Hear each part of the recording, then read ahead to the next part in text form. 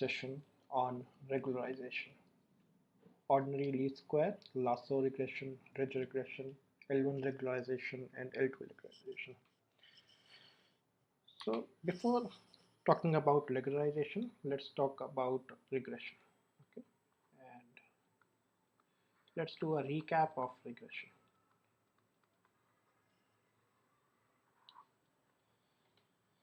So we talked about linear regression, and we could visit two sections in this. One is linear regression for classification and linear regression for or linear models for classification and linear models for regression.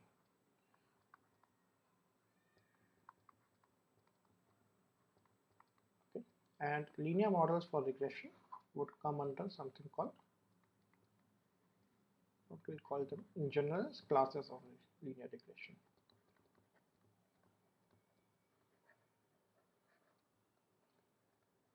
Whatever we'll talk over here, most of these things will be applicable to the linear models for classification also, but we will be taking examples from regression.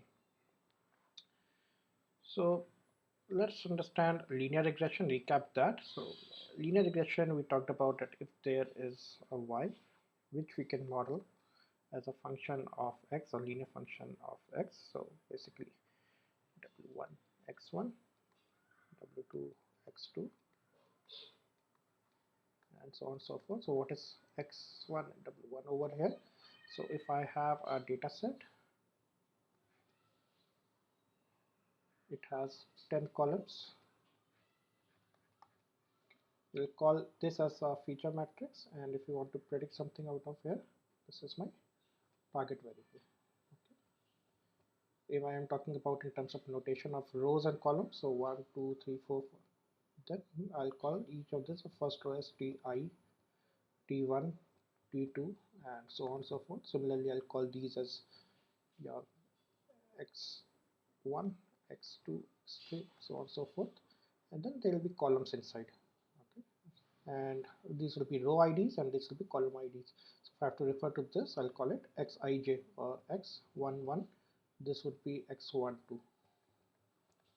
Okay, but when we are talking about this as a matrix, we'll find this as x, and in this we actually put I.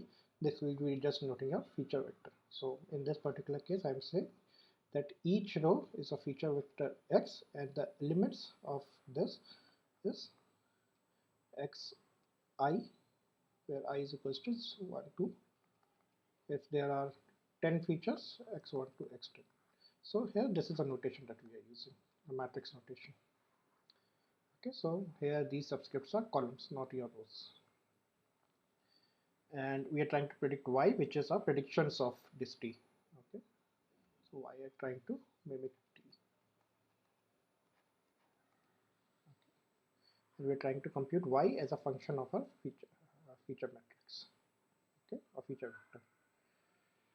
And then we understood that if you're trying to model this sort of a equation which starts from w1 x1, it will give us a regression. So at a very simplest, if it is only 1x, it will give us something like this, and no matter what we do, it will still pass from the origin.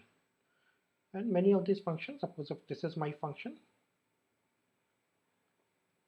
this will be very difficult to be fitted by such a model. So we'll add one intercept column, w1 plus.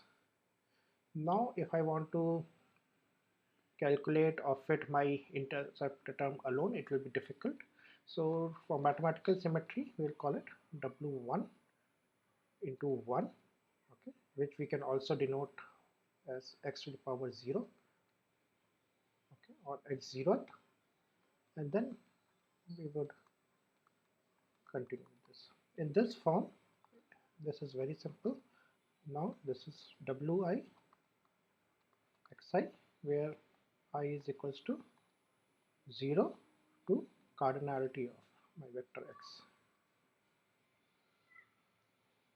Okay, so this was my linear regression, and if I call this term as z instead of y directly, then it will be a general class of my regressions. Whereas if instead of I computing directly wi at xi, I compute say wi and a basis function of xi. This basis function itself can be non-linear, but it's a linear combination with your weights that will still come under the classes of linear models. Might not be linear regression, but still linear models. So this one was linear regression.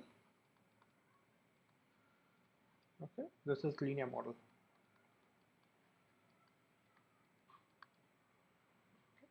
And in this case, if I'm assuming this as Z, I can also do a linear model or linear regression, linear classification model. How I can do it?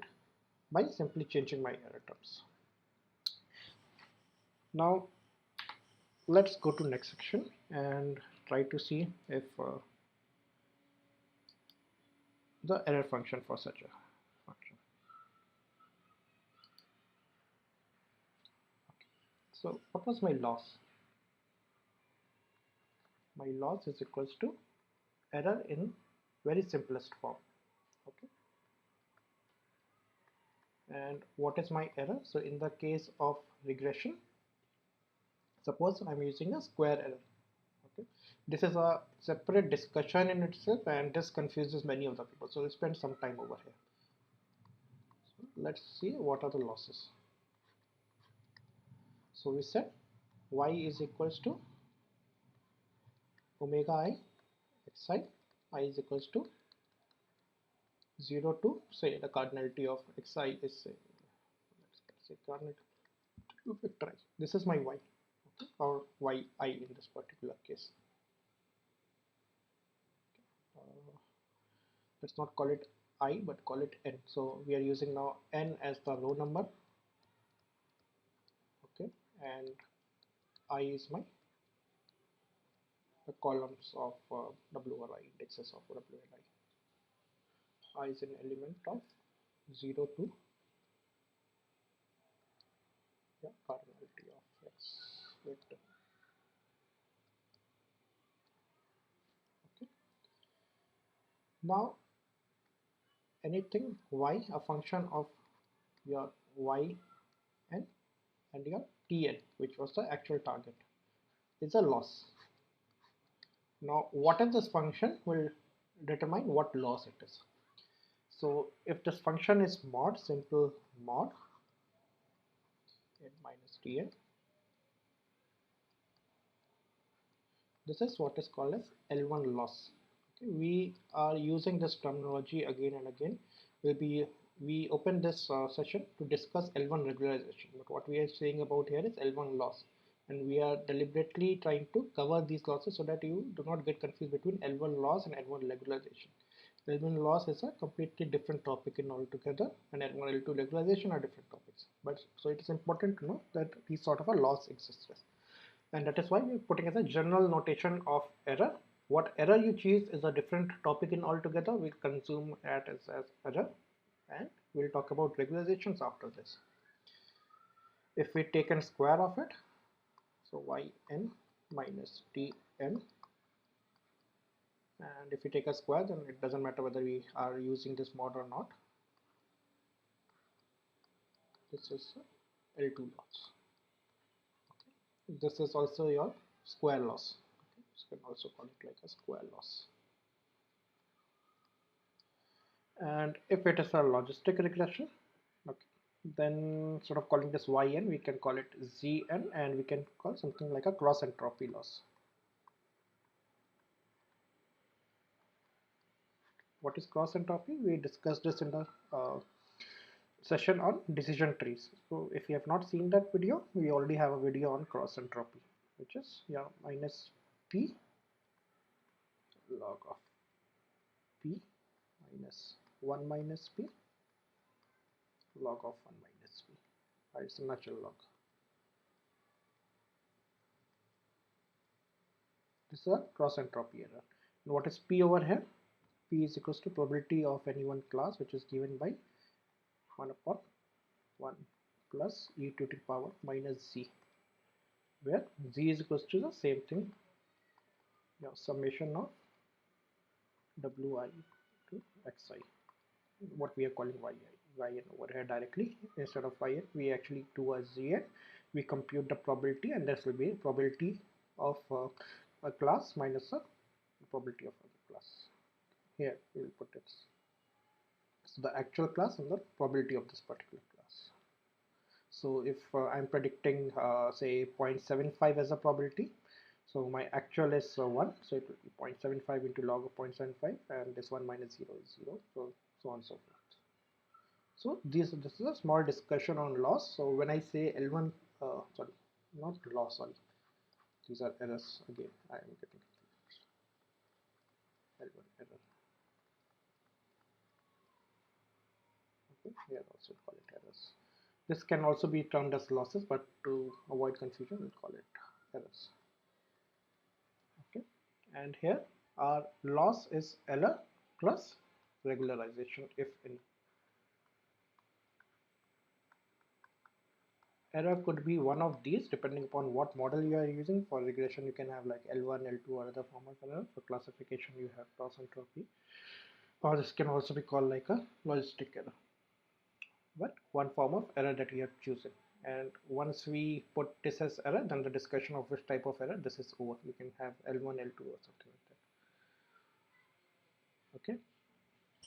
If I do not have anything a regularization, so for example in a linear regression, if my loss is equal to, suppose my square error that I am using, which is YITI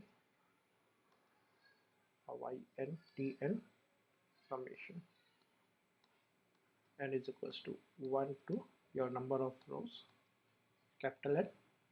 Okay, this is what we'll call as OLS, or ordinary least square regression. Okay, you're trying to have the lowest position of the squares of the error. Okay, so this is ordinary least square.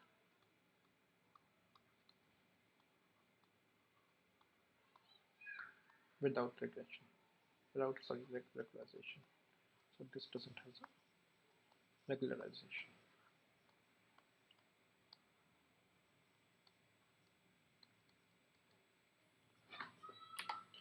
Now let's understand why do we require regularization.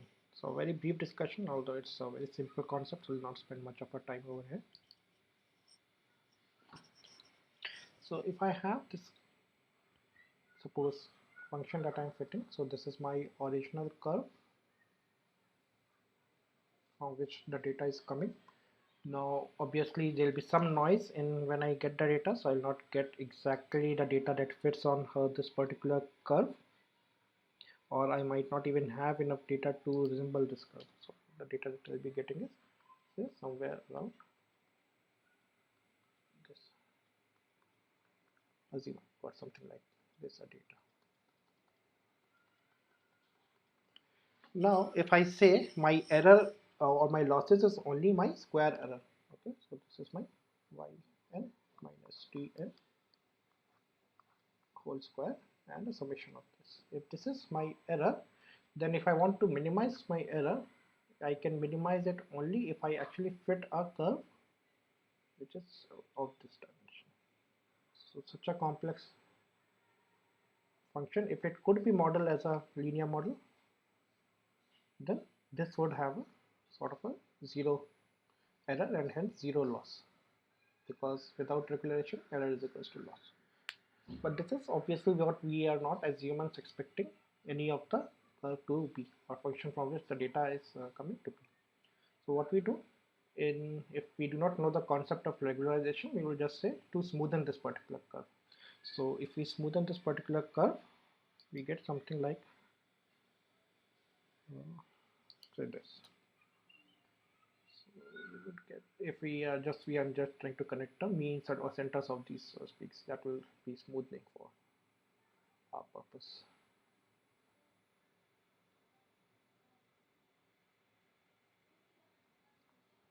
Okay, which you see closely resembles the actual distribution.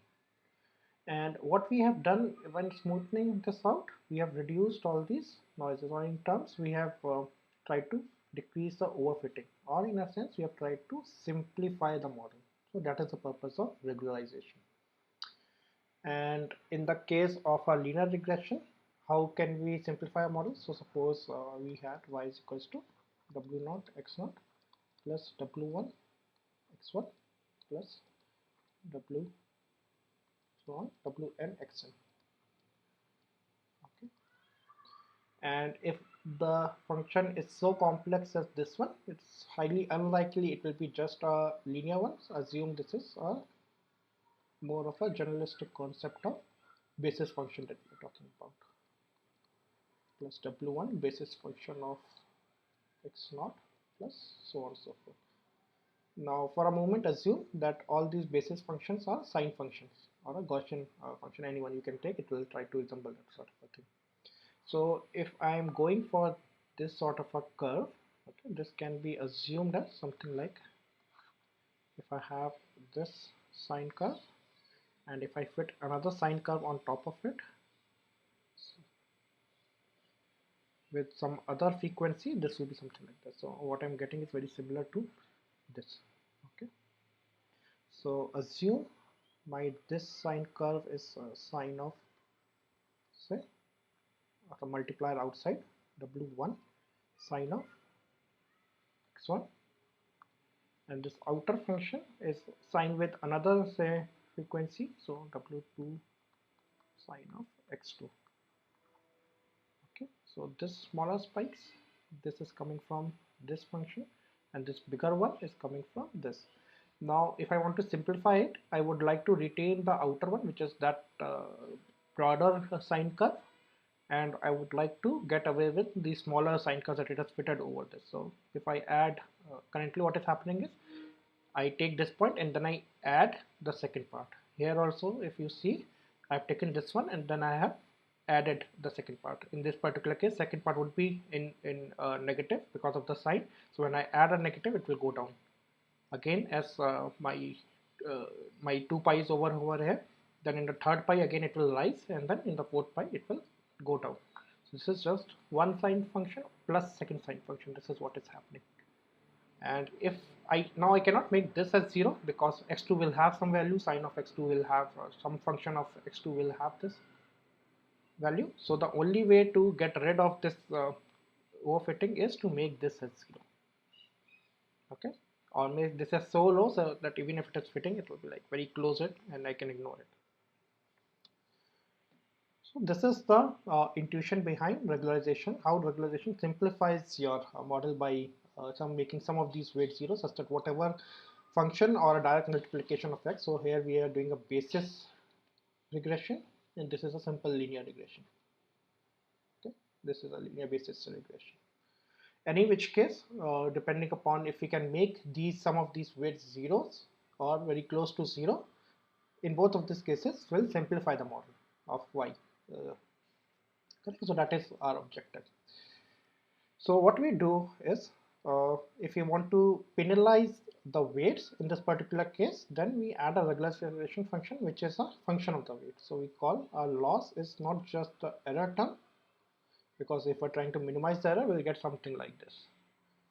But we also want to penalize as a function of your weights. This is what is a regularization in this particular case. And to make it simple, we call it is equals to lambda times, which is our regularization factor. The higher the lambda, and lambda is greater than 0, assume. So lambda is always greater than 0 or equal to 0. If it is equal to 0, then there is no regularization. This will be a case of ordinary least square. Okay, some function of w, so we'll call it mod of w to the power q. Okay, and we collect all the w's, so all these weights. This is sigma over 1 I is equals to 0 to your cardinality of x. Okay, cardinality of x. Now what does this mod of omega I raised to the power q mean? And that is where the whole discussion lies. So I can have one, let's assume q is equals to 1. Then my loss becomes my error, whatever error it is. Suppose we are taking that square error. we call it as error, and then this becomes, I'm not writing here, but this is understood, mod of wi. This is what we call as L1 norm. So for a vector, suppose this is a vector, okay? V is a vector, it has component v1 and v2. We define vector as this arrow. If we want to take a first order norm of this vector,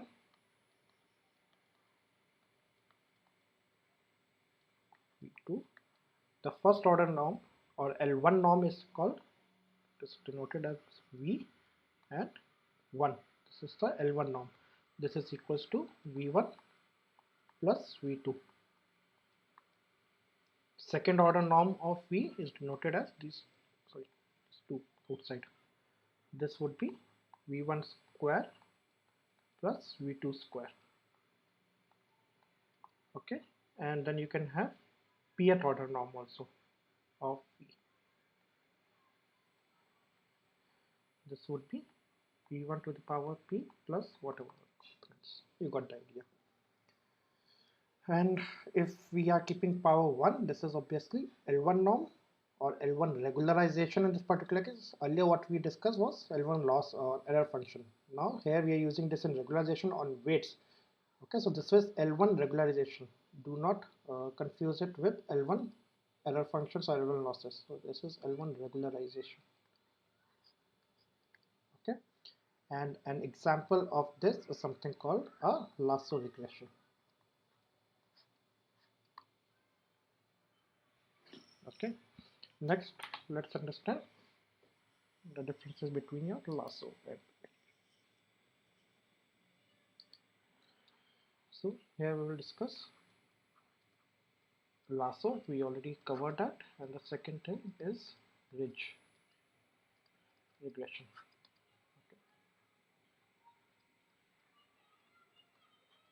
So earlier we discovered when we take a L1 regularization over error plus lambda times wi, your weights, all the weights, because we're penalizing the weights to reduce them to 0. If we take that as 1, okay, then this is one need not mention, but still for clarity we have done it. This is called a lasso regression, and at the same time if we do a similar thing but we keep a square of it,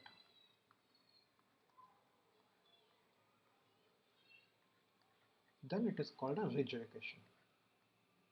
The same thing is if we do not put a mod and we just do a this will be a ridge. In matrix notation, if you want to write the second term, you can also write a lambda type omega transpose omega or omega transpose. So suppose this omega is 1 upon n. Okay, so omega transport in this particular case would be n by 1. Okay, and if you are doing a multiplication of 1 by n by 1 matrix, this is same, so you can multiply it. What you'll be getting is 1 by 1, which is a single number. So omega transpose in matrix formation. Okay, so this is ridge regression. Now which one should we use? Obviously if they both exist and we are covering both, so both are important. So let's take a moment out to understand the pros and cons of using any one of them. So one of the biggest advantages of lasso is that it creates a sparse feature matrix. Now just bear with me, we'll understand, we'll go inside this a lot. So what is sparse features matrix? So suppose we talked about X being cardinality 10, which means that we had X1 to X10. Okay, in one of the use cases of analytics is to do a feature reduction or a feature selection. These are two different things, but feature selection will actually be used to reduce the features. In the case of random forest, we also have this function of getting the most important features, and we use many other techniques like variance thresholds or some other forms of selection. And some of the models have this selection built in. One of these models is Lasso, which means that if I give it these 10 features, and if only 3-4 features are important, it will make the omega of the weights of the remaining 0. So I can always say that I do not even require those excess during my inference. Okay, which means now I will ask only for those 4 important. So suppose those 4 example for x1, x5, x7 and x9. Rest all are not important. So it has given me like a sparse feature, and all the remaining will be 0 in this particular case, and those zeros would be your sparse feature matrix. So as a consequence of sparse features, you also get feature importance built in, or feature selection, you could say, not importance.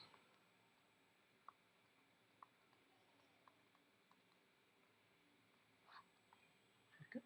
And as a third, you can say like very low order importance is that because of this low feature and sparse matrix, some sort of a computational efficiencies could be reached, but it will not be of the effect of what we'll be talking about in regression. So this was about Lasso, the advantages.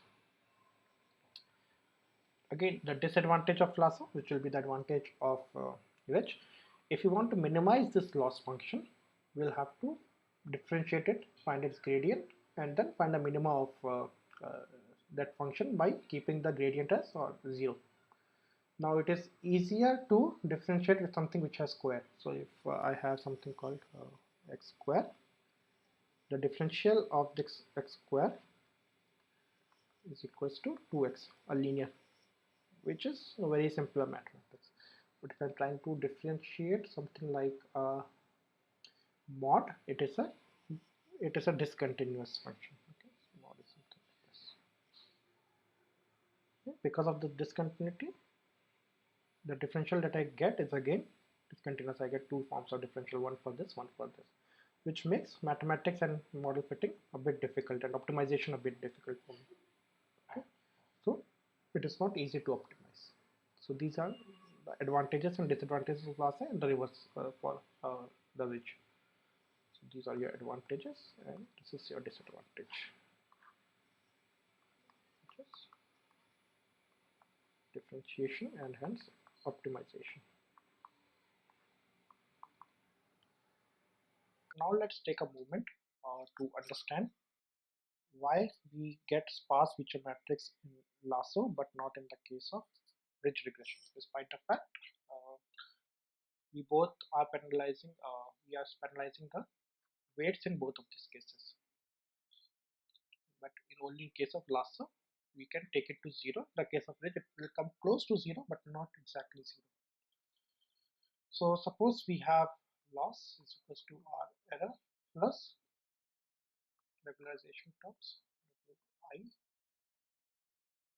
summation over power q. Q could be anything greater than 0. It can be 0 as well, but that the regularization will not be there. Only ordinary least square regression. Okay, so anything, if my weights, this is a mod, so whatever is the weights and a positive power, this will always be higher than 0. If it is higher than 0 in any which case, the higher weights would be penalized by this particular factor. But what is so special in the case of Lasso that it can actually become 0. So there are two ways to understand it. One way is like a graphical way. The second way is more intuitive. Slightly would require more imagination. So we'll first go with the graphical way of understanding what causes sparse feature matrix in the case of the Lasso. Uh, so suppose for simplicity we have only two weights. So suppose we have W1 and W2. Now if you are seeing an individual plot of say W1 and this loss for W1, suppose we find a function like this. So this is a convex function. My tip is towards the origin, and if I differentiate it, I can find the minima if I keep a differential 0, and hence this function could be minimized. Okay, that is a property of a convex function. Suppose now I have this curve which is for W2 and L. This is again convex, not exactly similar to this, but maybe some other shape of convex function. So yeah, this is a minimum point, say say this is the but this is a partial differentiation of L with W1 if you want to consider. This is a partial differentiation of L with W2. But here we are doing a differential of both W1 and W2. So if you want to visualize that, they have some techniques called contour for that. So what is a contour map? Contour map is in which we try to demonstrate something which is multidimensional in two-dimensional by the use of colors. So here we have these dimensions which are made up of W1 and W2, not loss and W1, because we want to show both of these plots together in a multidimensional space, and this loss then would be signified by colors. So this is just W1, this W2, this W2. And losses I'll be plotting over here. And to plot losses over here, what we will do is we'll use colors. So where the loss is very low, okay, as a combination, we'll plot that as red. So suppose this is your W1 midpoint, W1 and suppose this is your W2 midpoint, this point. So obviously on this point the loss would be very low, and since this is a convex sort of a thing, across this the loss would be slightly high but still lower than other things, and then it will keep rising. Okay. But let's see some other pen color to signify that. So you see this shapes will be actually coming as elliptical shapes.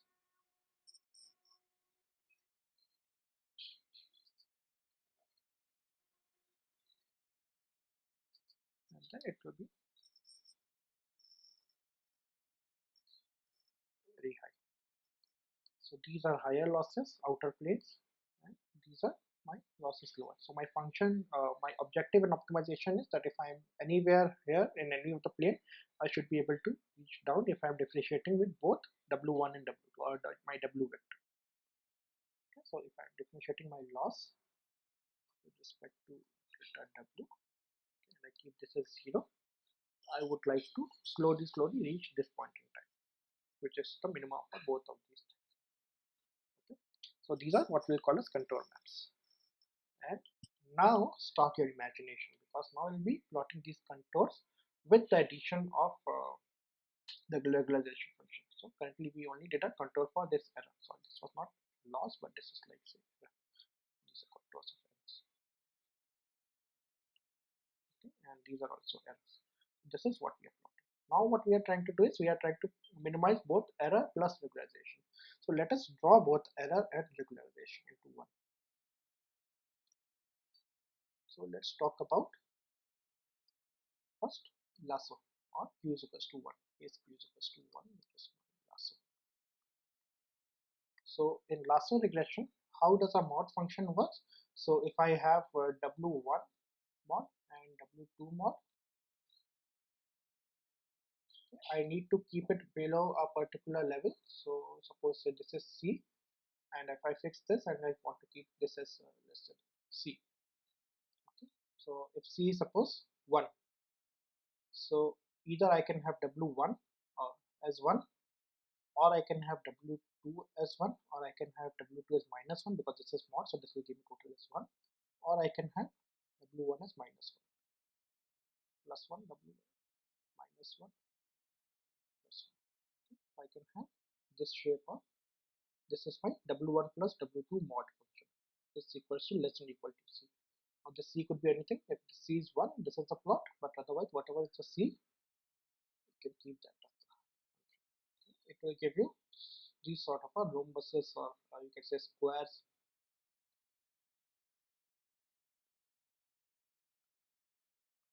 That's a limit.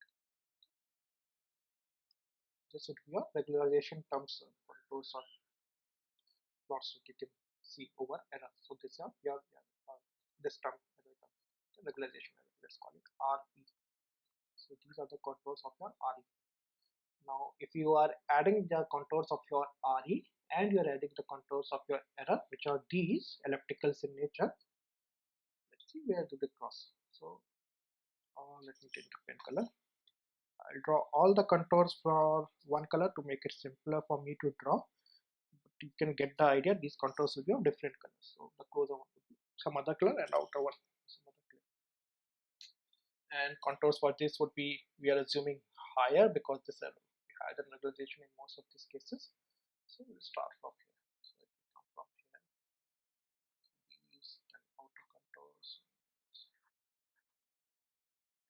you'll see that this will actually touch this point over here, origin. And when we are adding this and we are keeping this e to be greater than or less than equal to, say, limit for error, okay, and this regularization is less than equal to your limit for regularization. So this c over here is my limit for regularization, and this is my contours for limit for error. So for a given set of these, I have to see where do they intersect. That will be my optimal point for one particular solution. And in this particular case, because of the nature of this rhombus, they are touching on the axis. Okay, and that is why for any solutions that we will be getting, most of the things would be 0. Or some of the axes in multi-dimensional space, this is only one axis because we have W1 and W2.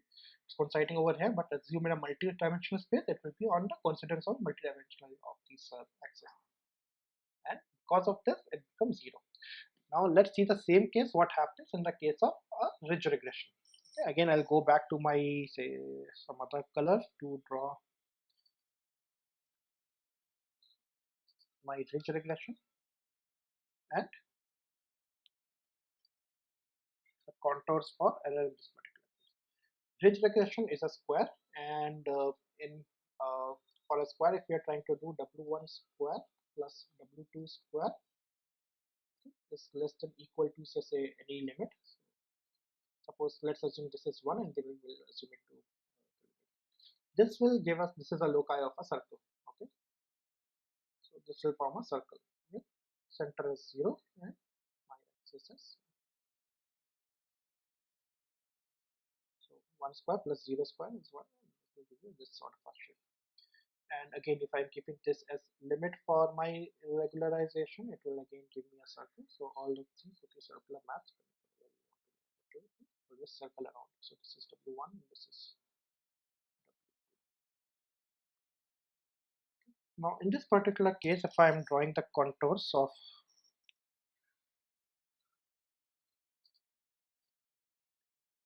similar contours, if I'm trying to draw like this, like this, like this. So if you have already seen, whenever the solution comes, whenever it touches over here, so this curve is touching over here.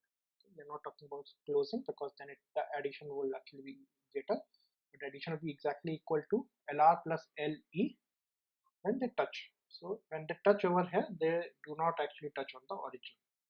They touch outside of the origin, close to it. So you can say like I've drawn angles which is exactly 40 degrees, but this will be in the three-dimensional case will come somewhere around here. So it will cross somewhere close to 0, but not exactly on the origin. Okay? So this is the mathematical and the grammatical explanation of why in case of Lasso, you have a sparse feature matrix, which means some of the weights becomes exactly 0, whereas in the case of Lasso, they will come close to 0, but they will not become 0. Okay? So this is the understanding. In the case of Lasso, because of the squares of these terms, the higher the term, the penalty is exponential. Okay, so suppose if I have W in the range of 0 to 100, okay, if I am putting a mod of this, it remains 100, but if I do a square of it, it becomes 10 to the power 4, and at 10 to the power 4, this becomes very insignificant. If I am comparing 100 with 10 to the power 4 with this error, this may actually become very insignificant. So to compensate for that, you bring down the lambda such that you again have the order of those the similar order, so that the curve modifications or the simplification of the similar order in both those things, your lambda will be much lower. If the lambda is also much lower, and because of these squares, if anything which is less than 1, and if you take a square of any quantity which is less than 1, it will give you a very small number. Okay, exponentially small number. So after 1, it doesn't actually tries hard to make it to 0. It try hard to bring it closer to 1 or less than 1, but after 1 it becomes actually very insignificant, because my lambda is also very small in case of my exponential powers, which is true for any power greater than 1, but this factor of greater than 1, 0, if you combine both, it will actually, you'll see that this doesn't have much of an incentive to go exactly 0. It may go near to 1. So this is more of an intuitive understanding. This is exact mathematical and graphical understanding. So I hope that was helpful. If there are still further questions on any of these, which is ordinary least square, lasso regression, rigid regression, L1 norm or L1 regularization, L2 regularization, or even we did not explain in L1 laws and L2 laws, but I think there are many interesting things also there. Also, we'll cover into some other sessions. But on regularization, if there are any questions, please leave in the comments box below. Thank you.